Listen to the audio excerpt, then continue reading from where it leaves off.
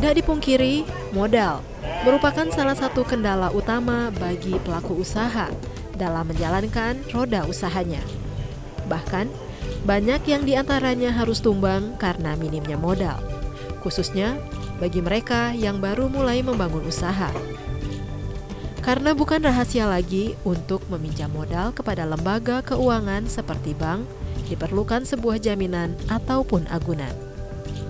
Padahal, banyak dari pelaku usaha yang memiliki potensi untuk menjadi wirausahawan yang sukses dan dapat menciptakan lapangan pekerjaan bagi masyarakat, serta memberikan perbaikan taraf kehidupan maupun perekonomian. Pada tahun 2007, pemerintah mengeluarkan program kredit usaha rakyat KUR yang mudah diperoleh oleh siapa saja, asalkan mereka memenuhi syarat, dan kredit ini tidak ada agunan karena kelayakan usahanya itulah yang dijadikan agunan. Kredit usaha rakyat bertujuan mempercepat perkembangan sektor real dan pemberdayaan usaha mikro kecil dan menengah (UMKM), meningkatkan akses pembiayaan kepada usaha mikro, kecil dan menengah, penanggulangan kemiskinan, dan memperluas kesempatan pekerjaan. Besarnya manfaat KUR bahkan menjadi perhatian pemerintah dengan dimasukkannya pemanfaatan kredit usaha rakyat ini di paket kebijakan ekonomi jilid 3. Yakni bagi keluarga atau yang memiliki penghasilan tetap alias pegawai, bisa diberikan KUR jika memenuhi syarat. Tak hanya di jilid 3, paket berikutnya yaitu di paket kebijakan jilid 4.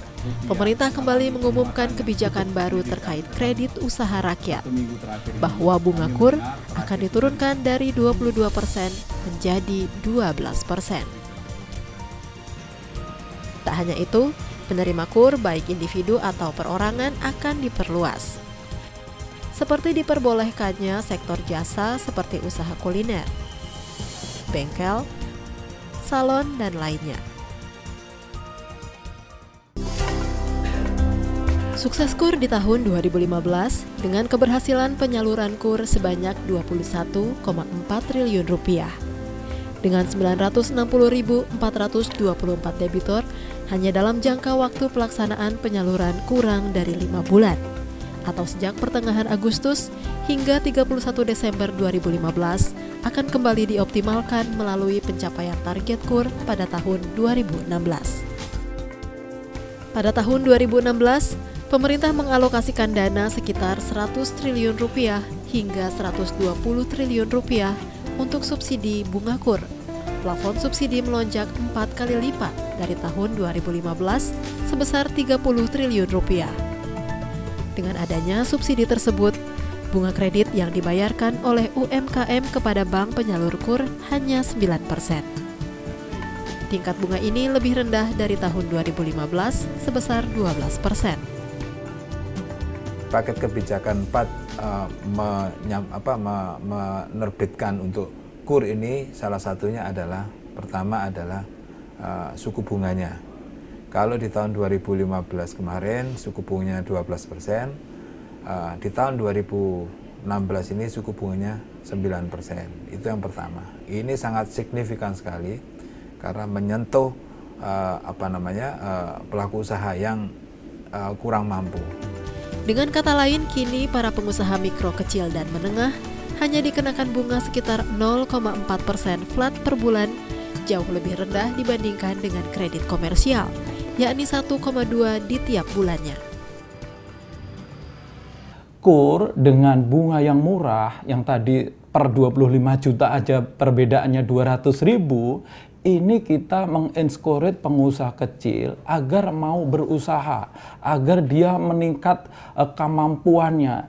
Dengan cara itu dia akan menjadikan optimisme masyarakat bahwa ekonomi itu tumbuh, ekonomi akan terus berjalan. Selain perbedaan besaran suku bunga yang berdampak langsung terhadap pembayaran cicilan kredit, KUR juga memiliki pola berpenjaminan. Artinya semua KUR dijamin pemerintah, dalam hal ini Jamkrindo dan Askrindo. Sejak diumumkannya suku bunga KUR menjadi 9%, tercatat telah ada 292.632 orang debitur yang telah memperoleh KUR dengan total penyaluran KUR sekitar 6,2 triliun rupiah. Dan diperkirakan, jumlah ini masih akan terus bertambah karena berdasarkan Badan Pusat Statistik, bahwa 57,8% pelaku usaha merupakan pelaku usaha mikro, kecil, dan menengah dengan total 58 juta unit usaha. Pemerintah melihat potensi pengembangan KUR itu luar biasa berbasis kepada jumlah populasi Indonesia.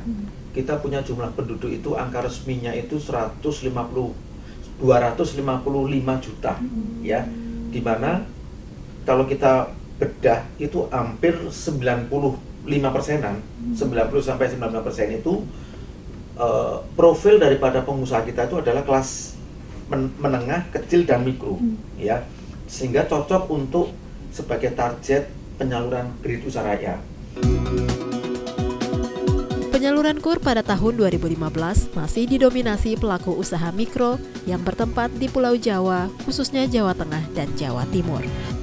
Sedangkan sektor ekonomi tertinggi penyerapan KUR, yakni di sektor perdagangan. Untuk tahun ini, pemerintah menargetkan agar penyaluran KUR juga bisa terserap khususnya di daerah yang mengalami pertumbuhan ekonomi di bawah pertumbuhan ekonomi nasional, seperti Aceh, Riau, Kalimantan Timur, dan Papua Barat.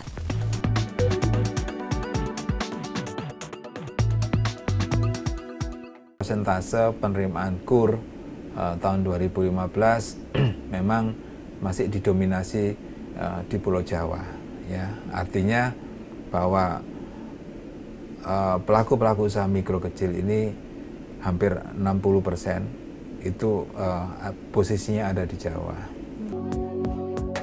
Dengan target yang meningkat signifikan dibanding tahun lalu, perbankan baik BUMN dan swasta langsung tancap gas demi memuluskan aksinya dengan beramai-ramai merealisasikan penyaluran KUR.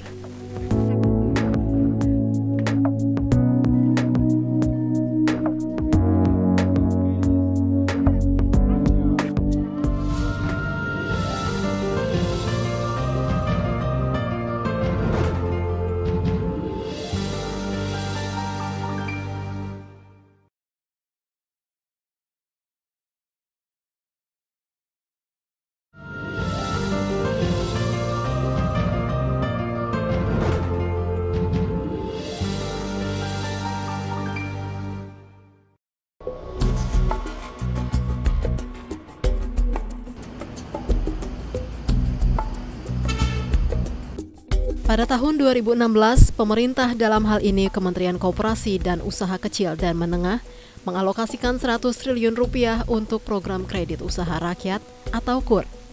Demi menyukseskan target penyaluran KUR tersebut, Kementerian Koperasi dan Usaha Kecil dan Menengah menunjuk 7 bank yang akan menjadi penyalur kredit usaha rakyat. Ketujuh bank ini terbagi ke dalam 3, yakni bank pemerintah, bank swasta, dan bank pembangunan daerah.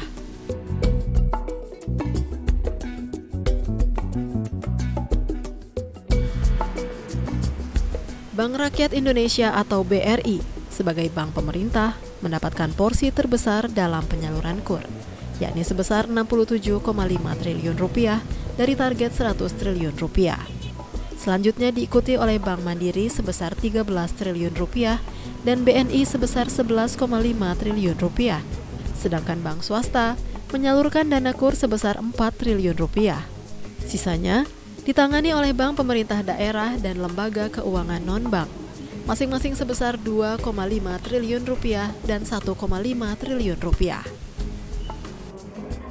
Demi mencapai realisasi penyaluran KUR, bank pelaksana gencar melakukan berbagai upaya percepatan, seperti yang dilakukan oleh Bank Rakyat Indonesia atau BRI yang bertanggung jawab menyalurkan KUR sebesar 67,5 triliun rupiah.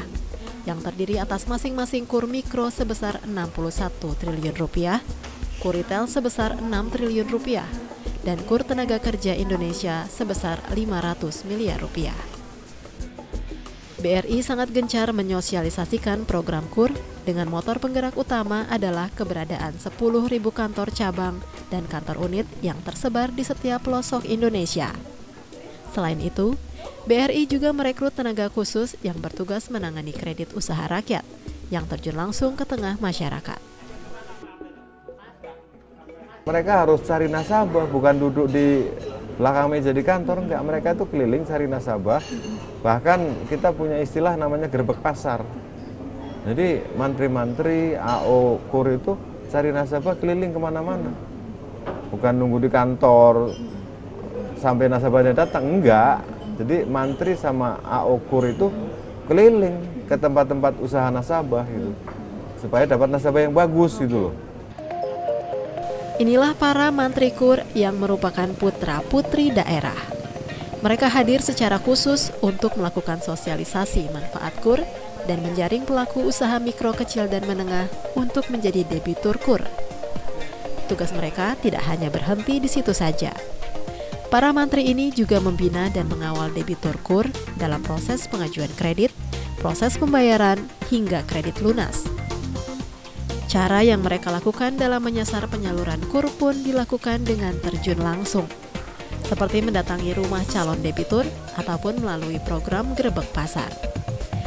Pasar dipilih sebagai sasaran lokasi pencarian debitur karena dinilai merupakan tempat strategis untuk menyosialisasikan KUR.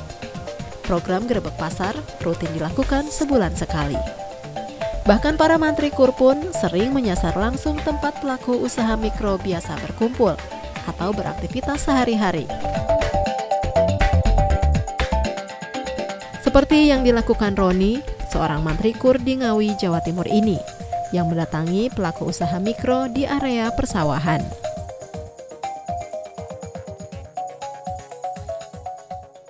Banyak yang petani itu kan susah untuk cari pinjaman, misalnya takut lah. Soalnya kan takutnya dengan bunga yang tinggi, dengan resikonya seperti apa itu. Dari Pak BRI ini menawarkan bunga yang rendah dengan proses yang mudah dan cepat juga. Jadinya kan kita mempermudah masyarakat untuk pinjam di BRI. Langkah-langkah yang dilakukan BRI dalam penyaluran kredit usaha rakyat atau KUR, khususnya di daerah suburban, efektif mencapai sasaran. Seperti penyaluran KUR di kantor cabang Ngawi, Jawa Timur. Sejak bulan Agustus 2015 hingga Desember 2015, sebesar 72 miliar rupiah dana kredit usaha rakyat yang berhasil disalurkan kepada pelaku usaha mikro.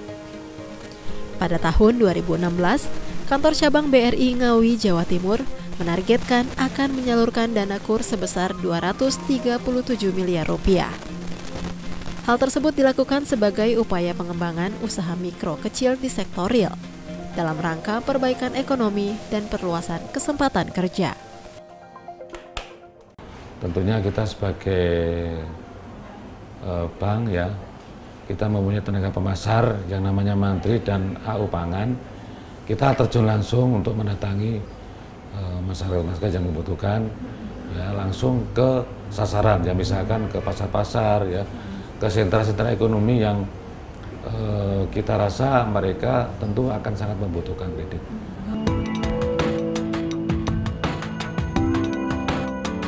Sama halnya dengan bank pemerintah lainnya, yakni BNI, yang bertugas menyalurkan dana KUR sebesar 11,5 triliun rupiah, juga gencar melakukan program sosialisasi dengan terjun langsung untuk mendatangi para usaha mikro, seperti ke pasar, rumah, atau tempat lainnya.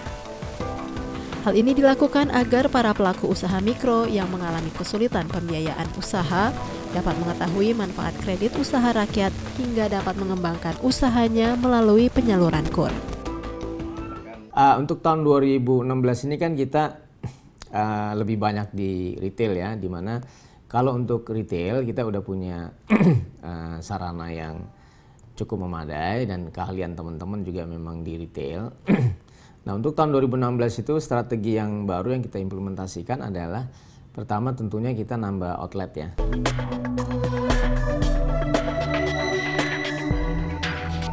Kredit usaha rakyat terdiri dari KUR mikro, KUR retail, dan KUR TKI. Besaran KUR yang disalurkan berbeda-beda tergantung jenis KUR. Untuk KUR mikro adalah kredit modal atau investasi dengan plafon sampai dengan 25 juta rupiah per debitur. Sementara untuk KUR retail adalah kredit modal kerja atau investasi kepada debitur yang memiliki usaha produktif dan layak dengan plafon 25 juta hingga 500 juta rupiah.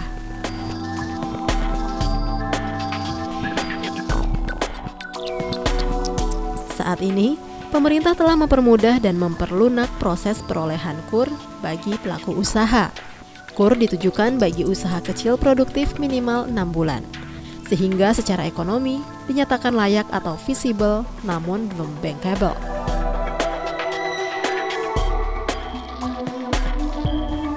Untuk mendapatkan pinjaman KUR, calon debitur dapat mendatangi bank penyalur KUR yang ditunjuk pemerintah, seperti BRI, Mandiri, dan BNI. Untuk peminjaman maksimal 25 juta rupiah, calon debitur tidak perlu memberikan jaminan, namun harus memenuhi syarat administratif seperti mengisi formulir pengajuan KUR, menyertakan identitas diri berupa KTP, kartu keluarga, dan surat izin usaha jika ada, atau surat keterangan usaha dari desa ataupun kelurahan. Sedangkan untuk peminjaman KUR di atas 25 juta rupiah, calon debitur harus menyertakan dan memberikan jaminan sebesar 30% dari jumlah yang dipinjamkan. Untuk KUR yang sampai dengan maksimal 25 juta, itu betul-betul free of collateral, bebas jaminan. Sementara untuk KUR yang masuk kategori komersial bisnis, yaitu yang maksimum sampai dengan 500 juta, ada sedikit tambahan kolateral. Tambahan kolateral. Jadi perlu kita pahami tambahan kolateral itu. Kenapa harus ada tambahan kolateral? Karena risiko yang ditanggung oleh bank penyalur KUR itu maksimal hanya 70%. Berarti ada 30% dari nilai KUR itu kan uncollateralized atau tidak dijamin. Nah, inilah yang dimintakan oleh pihak bank kepada calon penerima KUR yang sampai dengan 500 juta itu menambah jaminan. Hanya itu aja. Jadi masyarakat jangan salah paham seolah-olah banknya minta jaminan. Enggak. Jaminannya itu hanya tambahan untuk memenuhi yang 30% ini. Saat ini, KUR bisa didapatkan dalam 1 hari dengan syarat calon debitur telah melengkapi seluruh syarat administrasi, sehingga tim survei bisa segera melakukan pengecekan, dan jika dokumen serta fakta di lapangan sesuai dengan kelengkapan, maka pemutusan pinjaman bisa dilakukan di hari yang sama. Sebaliknya, jika survei berbeda, maka pengajuan KUR bisa ditolak. Yang membatalkan itu kemampuan membayar atau repayment capacity-nya ya. Biasanya kan ada pengusaha-pengusaha itu memerlukan kredit yang besar tapi kemampuannya belum seimbang. Jadi dia melebihi dari persyaratan untuk repayment capacity-nya. Biasanya ini Mbak yang membatalkan. Kredit usaha rakyat merupakan bagian kredit program yang dikeluarkan pemerintah untuk usaha mikro kecil, sehingga KUR merupakan salah satu program layar kedua sebelum pelaku usaha bisa bangkit.